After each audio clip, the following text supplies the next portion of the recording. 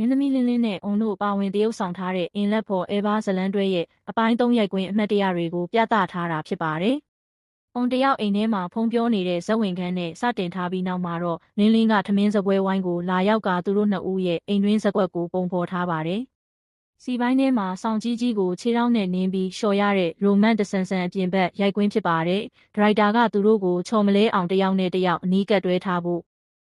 ခေါင်းချင်းစော့ကစားရင်တိုက်မိဖို့နဲ့ဖတ်ထားဖို့တေချာတင်ကြားပြသပေးနေတာကိုတွေ့ရပါတယ်။ညဘက်ပက်လက်ကလထိုင်တွေပေါ်မှာလှဲပြီးကျယ်ရီကြည့်နေတဲ့ဇက်ကွက်ဖြစ်ပါတယ်။အုံဖီယန်အုတ်ကပြန်ကျွေနေတယ်လို့အော်ပြီးလှဲ့ကြည့်မှာလင်းလင်းကအตาအရာလေးနမ်းလိုက်ရမယ့်အချိန်အစကိုဒရိုက်တာကတေးချာချာညွှန်ကြားပေးခဲ့ပါတယ်။ဆောင်းလျှော်တဲ့အခန်းရိုက်ကူးနေစဉ်နားချိန်မှာသူတို့လျှော်နေတဲ့အဝတ်အစားအယောင်ဟာရှင်ခံကာတွန်းတွေကကျောင်းအုပ်ကြီးဝတ်တဲ့အင်ဂျီနဲ့တူတယ်ဆိုပြီးနှစ်ယောက်သားရေမောနေခဲ့ကြပါတယ်။